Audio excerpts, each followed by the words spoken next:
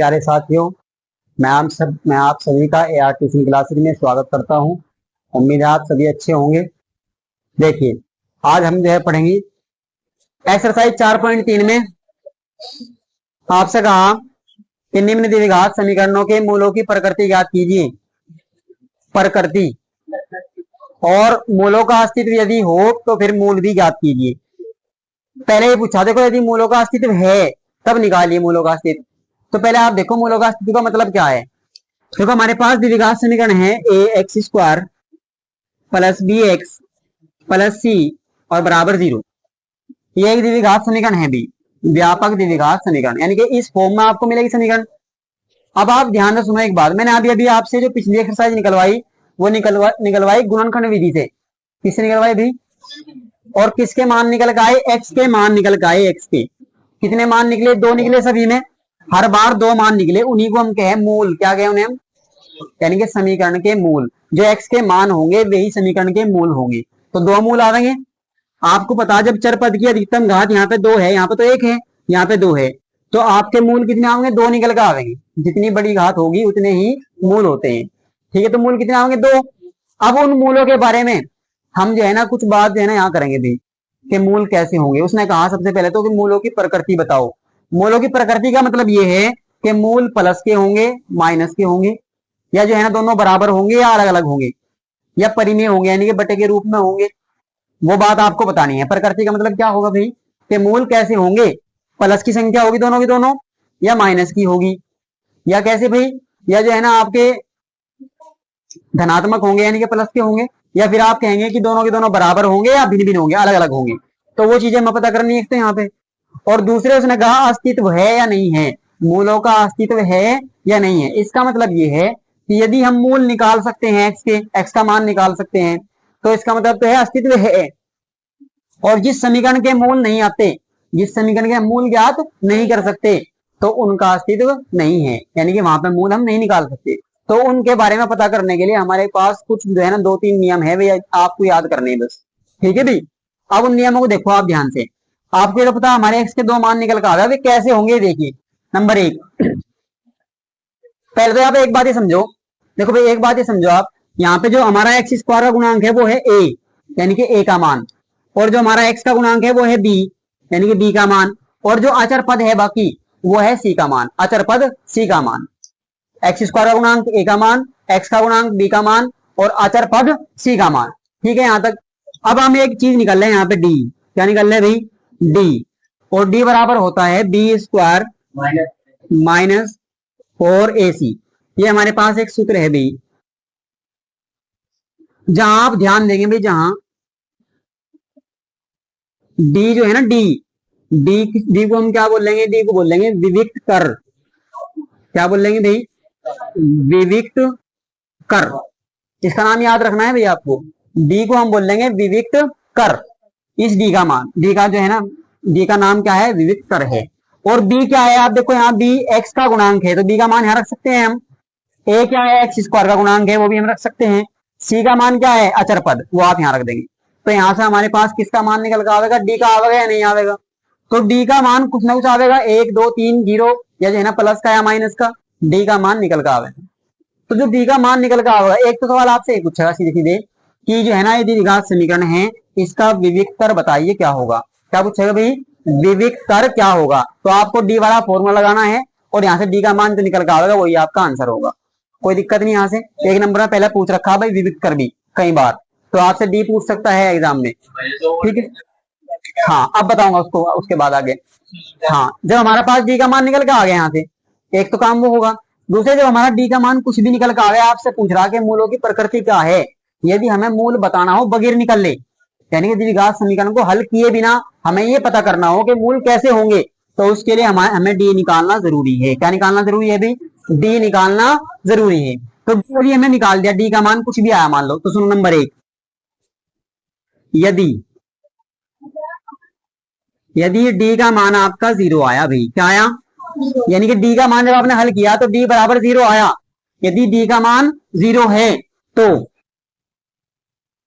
जो मूल आवेंगे भाई एक्स के, जो समीकरण, जिस समीकरण का हमने डी का मान निकाला, तो उसके जो मूल होंगे वे मूल कैसे होंगे? तो आप लिखेंगे मूल समान, आपस में कैसे होंगे भाई, समान होंगे। मूल कैसे होंगे, समान। और समान का मतलब भाई बराबर लिख सकते हैं आप, मूल समान और वास्तविक होंगे। कैसे होंगे, वास्तविक होंगे। पहली कंडीशन तो ये है।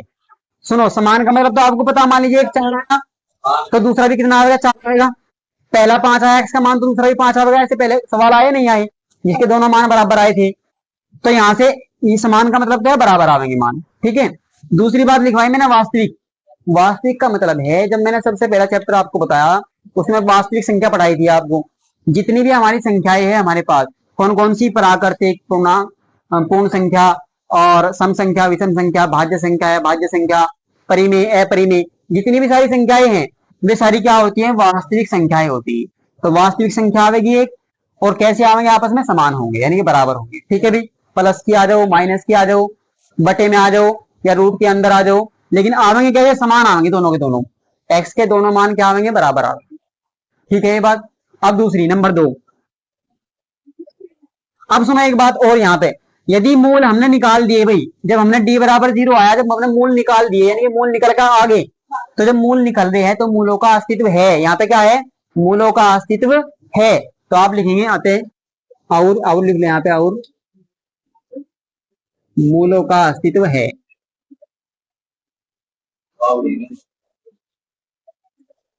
मूलों का अस्तित्व होगा, ये लिख दो आप, होगा।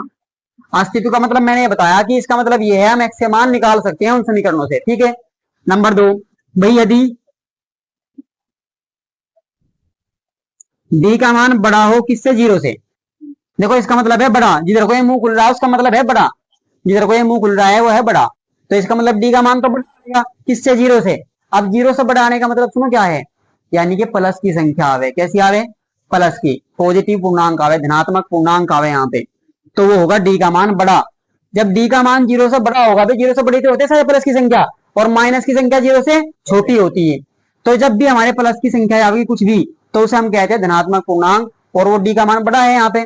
जब डी का मान बड़ा है तो आप कहेंगे मूल कैसे आवेंगे भाई, तो मूल,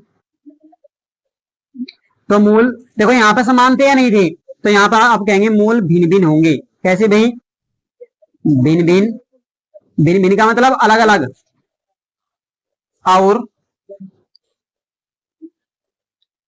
वास्तविक। कैसे होंगे भाई, वास्तविक होंगे।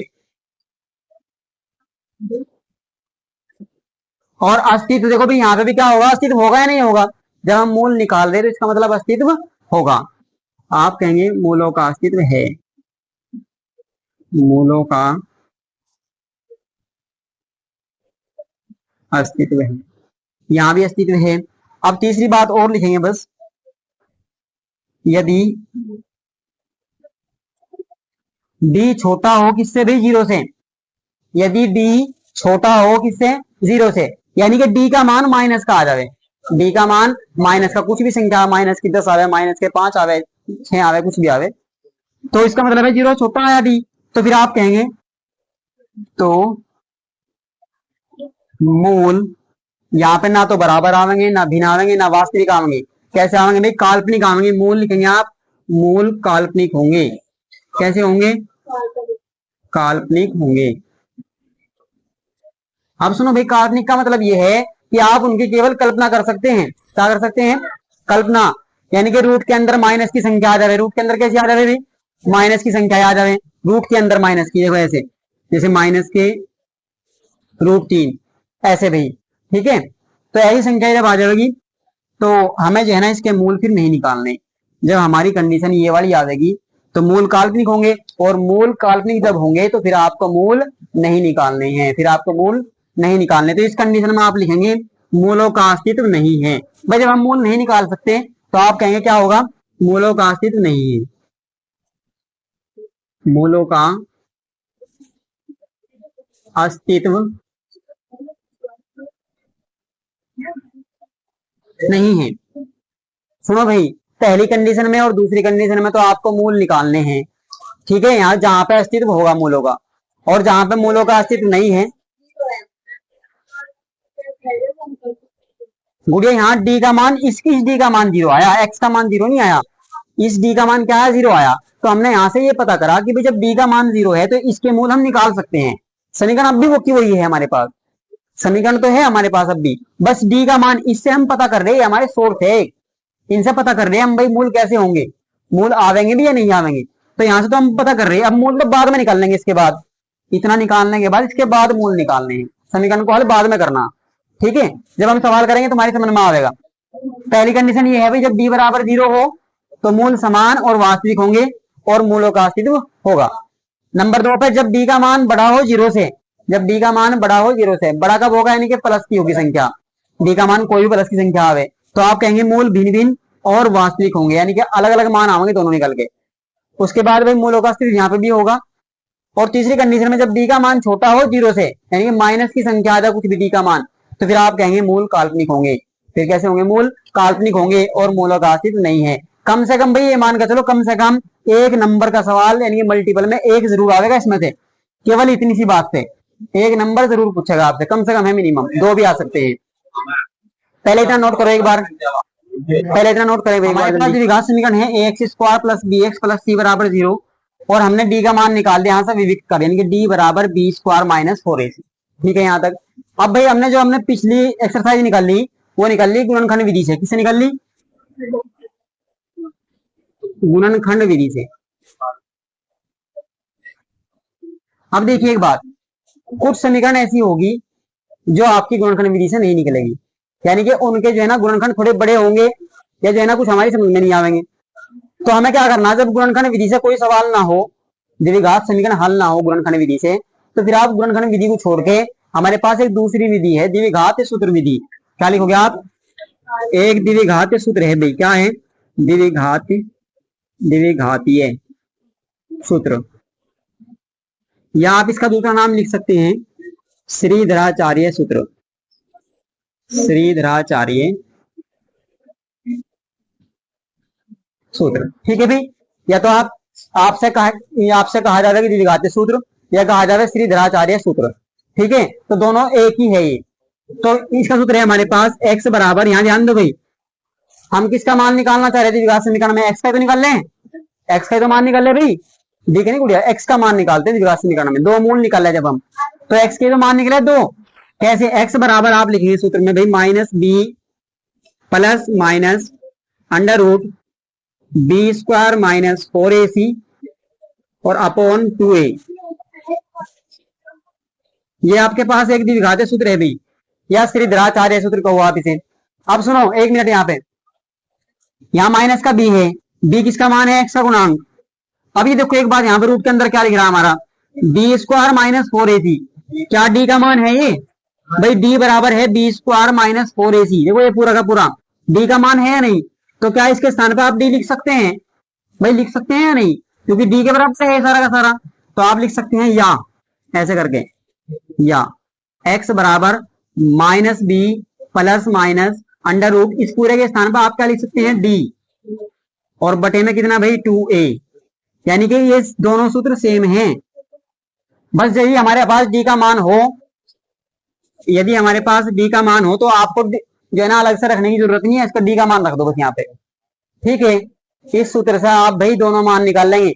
और यहाँ पे देखो प्लस माइनस लिख रहा है, प्लस माइनस, एक बार प्लस करके निकालना मान, एक बार माइनस रख के मान निकालना है, क्योंकि x के 2 मान निकल के आएंगे। कितने आएंगे x के 2 मान, एक बार प्लस रखेंगे यहाँ पे, एक बार माइनस रखेंगे। ठीक है, यहाँ पर नोट करें एक बार जल्दी से। देखो भाई इसमें कहा आपसे कि निम्न द्विघात समीकरणों में आपको मूलों की प्रकृति बतानी है, और उसके बाद यदि मूलों का अस्तित्व है, यदि मूलों का अस्तित्व है इनमें तो फिर मूल भी ज्ञात कीजिए, और यदि मूलों का अस्तित्व नहीं है तो इसका मतलब ज्ञात नहीं करने। अब सुनो, सबसे पहले तो पता करना है प्रकृति कैसी है, या मूलों का अस्तित्व है या नहीं है। तो देखिए सबसे पहले नंबर मैंने आपसे कहा कि जब भी मूलों का अस्तित्व ज्ञात करना हो तो आप डी वाला फॉर्मूला लगाएंगे, नहीं लगाएंगे डी। तो देखिए यहाँ पे यदि आप ax स्क्वायर लिखो ऐसे, ax square plus bx plus c बराबर 0 से तुलना करने पर, जब आप तुलना करेंगे भाई से रखने पर यहाँ पे, तो देखिए एक्स स्क्वायर की गुणा में ए है यहाँ पे, तो ए का मान कितना होगा 2, ए का मान है 2, बी का मान बताओगे कितना है माइनस के 3, जहां माइनस हो तो माइनस जरूर लगाना है भाई, उसके बाद सी का मान बताओ। सी का मान है 5, अचर पद सी का मान 5, ठीक हो गया। यहां से अब आप रखो डी बराबर बी स्क्वायर माइनस 4ac। तो डी का मान निकाल लो भाई। बी का मान कितना है? -3। तो -3 का वर्ग। जब माइनस की संख्या होगी तो घात उसे गोष्ठ के अंदर लगाओगे भाई। आगे माइनस, हाँ कैसी हुई? हाँ तो उनकी गुणा करके लिखना है यहाँ पे, गुणा होके आ गई। अब देखो, हाँ माइनस भी रखना है, कोष्ठ के अंदर करना है। आगे -4 गुणा ए का मान बताओ 2 और सी का मान कितना है 5। देखो भाई माइनस की संख्या अब वर्क करेंगे तो प्लस की संख्या आ जाएगी। 3 तिया 9, माइनस माइनस प्लस, तो प्लस के 9 माइनस, इन सब की गुणा होगी। 4 दूनी 8, 8 पंजे 40। अच्छा, एक प्लस की संख्या एक माइनस की, ज्यादा वाले में से कम वाले घटेंगे भाई। जब एक प्लस की और एक माइनस की, ज्यादा वाले में से कम वाले घटेंगे। 40 में से 9 घटाया, माइनस के 31। किसका मान है? डी का मान -31 आया। डी का मान -31 आया। तो बताओ ये जीरो से बड़ा है या छोटा है? भाई डी का मान जीरो है, छोटा है या नहीं आया? डी का मान -31 आया, जीरो से छोटा है। तो आप लिखेंगे चूंकि, यहां लिखना है चूंकि डी छोटा है जीरो से। देखो जिधर बंद है वो छोटा होता है, जिधर बड़ा मुंह खुल रहा है वो बड़ा है। तो जीरो तो बड़ा है डी से, तो इसलिए आप कहेंगे मोल कैसे होंगे बताओ? मोल काल्पनिक होंगे, काल्पनिक होंगे। और मूलों का अस्तित्व बताओ भाई। मूलों का अस्तित्व नहीं, अस्तित्व नहीं है।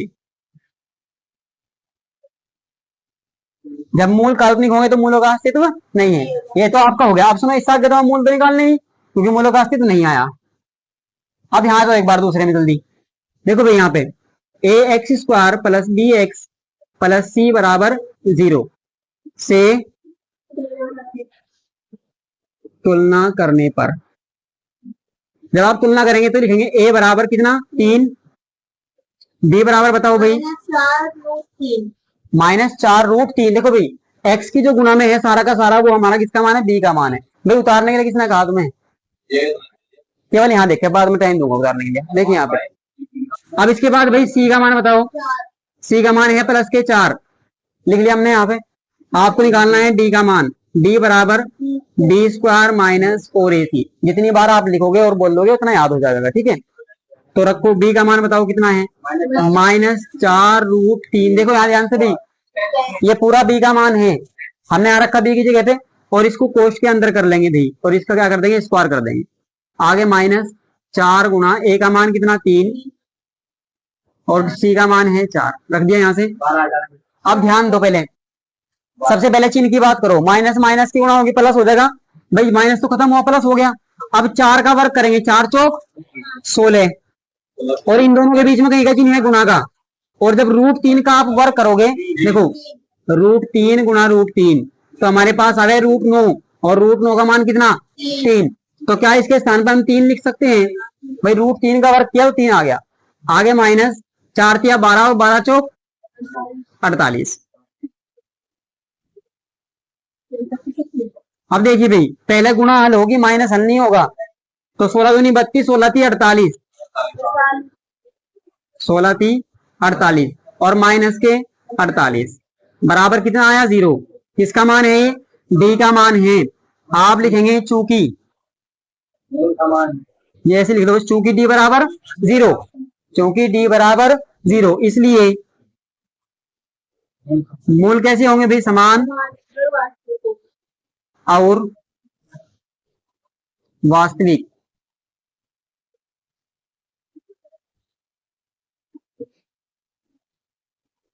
और अस्तित्व है, मूलों का अस्तित्व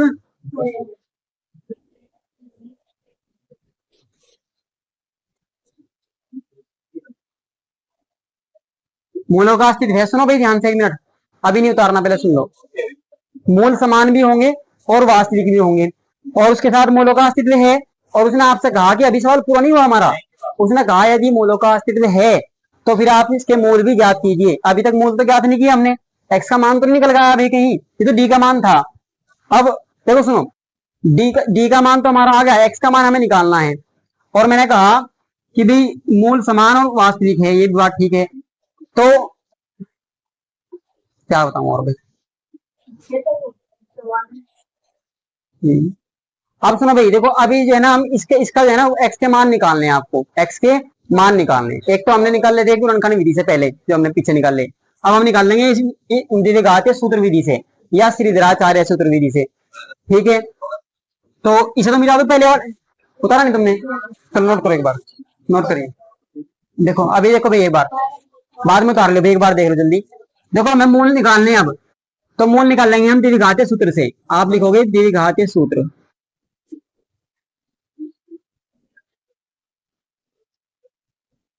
एक्स बराबर minus B plus minus under root B square minus 4ac upon 2a।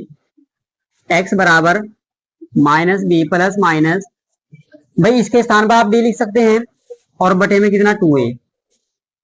अब रखो एक्स बराबर माइनस, देखो बी की जगह पे आप मान रखना, सुनो ध्यान से, ये माइनस तो है आपका बी से बाहर, ये वाला लगा दिया हमने। अब बी का मान कितना, -4√3, -4√3, कभी ये वाला ही माइनस मान लो भाई। आगे फिर प्लस और माइनस, अंडर रूट डी का मान हमारे पास आया 0, और बटे में 2a, यानी कि 2 गुना ए का मान कितना 3।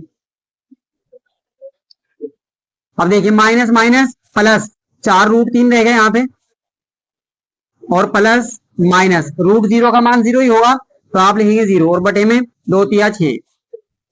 अब आप एक बात देखो भाई, अब इस का हल तो नहीं कर सकते अभी हम, क्योंकि हमारे पास प्लस और माइनस है, एक चिन्ह को हल कर सकते हैं। तो अब आप लिखेंगे प्लस चिन्ह लेने पर, प्लस चिन्ह लेने पर, जब आप प्लस चिन्ह लेंगे तो लिखेंगे एक्स बराबर, देखो भाई 4√3 प्लस 0 और बटे में 6। 0 का कोई महत्व तो नहीं है यहाँ, 4√3 रह गया हमारे पास, 4√3 और बटे में 6।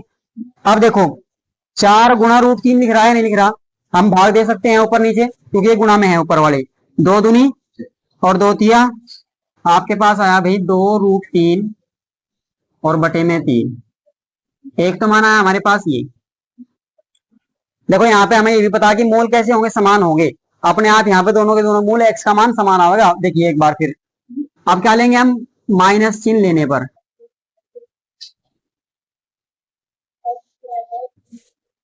जब आप चिन्ह लेंगे माइनस, एक्स बराबर 4√3 माइनस 0 और बटे में 6, तो एक्स बराबर 4√3 बटे 6, माइनस 0 से कोई फर्क नहीं पड़ा, वो की वही संख्या रहेगी।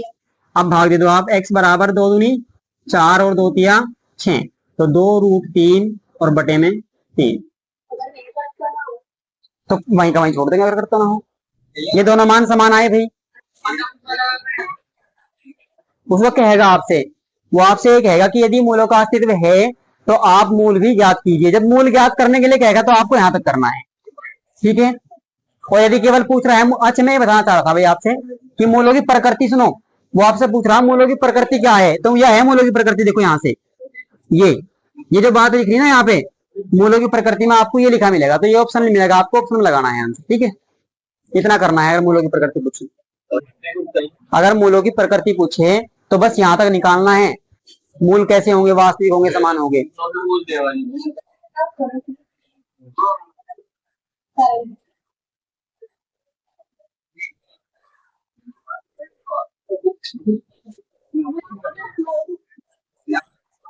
भाई ये खुद करना है क्वेश्चन नंबर 3, जिसका नहीं है नोट कर लो जल्दी, ये करके लाना है आपको खुद। पहले ये पता करना मूलों की प्रकृति क्या है, फिर मूल जो है ना अस्तित्व है या नहीं, और उसके बाद मूल ज्ञात करने हैं यदि अस्तित्व होगा नोट के अंदर। क्वेश्चन नंबर 2 में देखें एक बार ध्यान से। 2 में आपसे कहा निम्न प्रत्येक द्विघात समीकरण में के का ऐसा मान ज्ञात कीजिए। के का, देखो भी के लिख रहा है आपको यहाँ, के यहाँ पे भी दिख रहा है, और इंपोर्टेंट लगा हुआ है इसमें बहुत, मोस्ट इंपोर्टेंट। पहले कई बार के का मान ही पूछा गया, के का मान ही आपको निकालना है, ठीक है। तो उसने कहा के का ऐसा मान ज्ञात कीजिए कि उसके दो मूल बराबर हो। क्या कहा भाई, दो मूल बराबर हो। दोनों में ध्यान रखेंगे उसने कहा क्या है, सवाल में आपको ऐसे ही देगा कि यदि दोनों के मूल, यदि मूल बराबर है तो के का मान ज्ञात कीजिए, या के की जगह एम दे दे आपको, ए दे दे, बी दे दे, कुछ भी दे दे, तो आपसे कहा, देखो अब सुनो ध्यान से, उसने कहा मूल बराबर है, तो आप लिखिए चूंकि, क्या लिखोगे भाई, चूंकि मूल बराबर है। हाँ भाई, आपने, उसने क्वेश्चन में कहा है आपसे कि मूल बराबर हो, तो चूंकि मूल बराबर है इसलिए, आप बताओ मूल कब हो बराबर भाई, इसलिए आप कह सकते हैं डी बराबर है किसके, जीरो के। भाई आपको मैंने लिखवाया यदि डी बराबर जीरो के होगा तो मूल बराबर होंगे या नहीं होंगे, ये बात लिखवाई मैंने। यदि डी बराबर होगा जीरो के तो मूल क्या होंगे, बराबर होंगे। अब की बार उसने खुद कह दिया कि मूल बराबर है, जब मूल बराबर है तो हम मान सकते हैं कि डी बराबर जीरो के है। क्लियर है यहाँ तक। और डी का मान क्या है, डी का फॉर्मूला क्या है, डी बराबर होता है बी स्क्वायर माइनस 4ac। भाई डी की जगह हम ये लिख सकते हैं या नहीं, क्योंकि डी बराबर होता है बी स्क्वायर माइनस 4ac, तो डी की जगह हमने ये रखा, और बराबर किसके, जीरो की। ये बात समझ में आई यहाँ तक। भाई डी का मान होता है बी स्क्वायर माइनस 4ac और बराबर किसके है, जीरो के। यहाँ तक ठीक है। अब हमें निकालना है के का मान। आप यहाँ पे इनका मान रखो। देखो बी का मान जो एक्स की गुणा में है, जो एक्स की गुणा में है वो हो बी का मान, और जो एक्स स्क्वायर की गुणा में है वो ए का मान, और अचर पद सी का मान। आप देखिए बी का मान कितना, के है, केवल क्या है, के। तो के लिखेंगे भाई की बी के स्थान पे, और देखो इसका भी स्क्वायर है तो इसका भी स्क्वायर कर देंगे। आगे माइनस 4 गुणा ए का मान कितना है 2, और सी का मान कितना है 3, और बराबर 0। ये बात समझ में आई यहाँ तक। आप लिखेंगे के का स्क्वायर, 4 दूनी 8, 8 किया 24, पूरे का हमने गुणा कर दी भाई, तो क्या माइनस के आवेंगे, माइनस के 24, 4 दूनी 8, 8 किया 24, और बराबर 0 के। यदि आप लिखे के स्क्वायर बराबर, इधर माइनस के 24 इधर जाके प्लस के 24, और के बराबर, यदि इधर स्क्वायर है इधर जाके रूट लगेगा नहीं लगेगा भाई, तो देखो रूट के अंदर इसे संख्या 2 निकलती है भी, एक प्लस की और एक माइनस की, एक प्लस की एक माइनस की, रूट के अंदर से आप लिखेंगे 24। अब बताओ आप क्या लिख सकते हो 24 को भाई, प्लस माइनस 24 को आप क्या लिख सकते हैं, बताओ क्या लिख सकते हैं। देखो आप लिख सकते हैं 4 6 24, भाई 4 6 24 लिख सकते हैं। आप लिखेंगे 4 गुणा 6, अब भी 24 ही है ये। 4 का वर्गमूल कितना हो भाई 2, तो प्लस माइनस 4 का तो बाहर आ गया निकल के 2, और 6 रह गया अंदर। तो आपके पास के का जो मान आया वो कितना आया भाई, प्लस माइनस 2 रूट 6। ऑप्शन में सुनो कैसे कैसे मिलेगा, ऑप्शन में आपको मिलेगा प्लस का 2 रूट 6, माइनस का 2 रूट 6, और एक मिलेगा प्लस माइनस 2 रूट 6। ठीक है, तो आपको प्लस माइनस 2 रूट 6 आपको लगाना है। ठीक है, ध्यान रखना है इस चीज का। एक बार पहले ये भी देख लेंगे, बाद में नोट करेंगे। देखिए यहाँ पे भी चूंकि, सुनो यहाँ पे भी चूंकि डी का मान क्या है, 0 है। इसने खुद कहा कि चूंकि मूल बराबर है, चूंकि मूल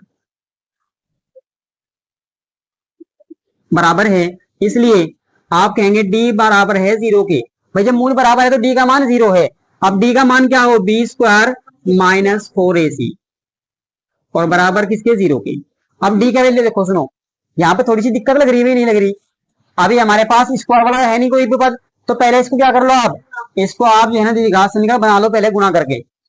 तो यहाँ से एक बार इधर देख लो भी यहाँ पे, चलो यहाँ लिख लेंगे ऐसे करके, ऐसे देखो के एक्स की गुणा आप पूरे कोष्ट में करेंगे नहीं करेंगे, तो के एक्स और एक्स में गुणा करोगे के एक्स स्क्वायर होगा नहीं होगा, के एक्स स्क्वायर, आगे माइनस का चिन्ह, के एक्स और 2 की गुणा करोगे तो कितना आएगा, माइनस के 2 के एक्स, होगा या नहीं होगा भाई, और प्लस के कितने हैं 6, और बराबर 0 हो गया हाल यहाँ से। अब तो तुम्हारे पास स्क्वायर वाली समीकरण बन गई। अब आप बताओ, देखो बी का मान जो एक्स की गुणा में हो, जो एक्स की गुणा में हो, ध्यान दो भाई, माइनस 2 के एक्स की गुणा में बाकी जितना भी है वो सारा किसका मान है, बी का मान है। तो बी की जगह आप रखोगे माइनस का 2 के, और इसका क्या करना है, स्क्वायर करना है, माइनस 4 गुणा ए का मान बताओ भाई यहाँ से के, और सी का मान बताएंगे 6, और बराबर किसके, 0 के। यहां तक समझ में आई बात। माइनस का जब आप वर्क करेंगे तो प्लस हो जाएगा, और 2 का वर्क करोगे 4 होगा या नहीं, 2 दूनी 4, और के स्क्वायर माइनस, इन सब की गुणा करेंगे 4 6 24, और के 24 के, और बराबर किसके भाई, 0 के। अब आप सुनो यहाँ पे, देखो हमारे पास अचर पद तो नहीं है ताकि हम परली तरफ लेके जावे। अब क्या करो भाई, देखो के इसमें भी है, के इसमें भी है। यदि आपके पास ये ऐसी समीकरण बनती 3 पदों वाली, तब तो हम गुणनखंड कर लेते, क्या करते, गुणनखंड करते। लेकिन यहाँ पे गुणनखंड नहीं हो रही, क्योंकि यहाँ पे हमारे पास तीसरी संख्या नहीं है। तो आप कॉमन लो जो अधिक से अधिक संख्या है, यानी कि बड़ी से बड़ी संख्या। 4 इसमें भी है, 4 इसमें भी, 4 से भाग दे सकते हैं। के इसमें भी है, के इसमें भी है। आपने लिया कॉमन 4 के, देखो 4 एकम 4 का खत्म हो गया, 4 के से के को भाग देंगे, के बचेगा केवल। केवल कितना बचा भाई? एक के बचा।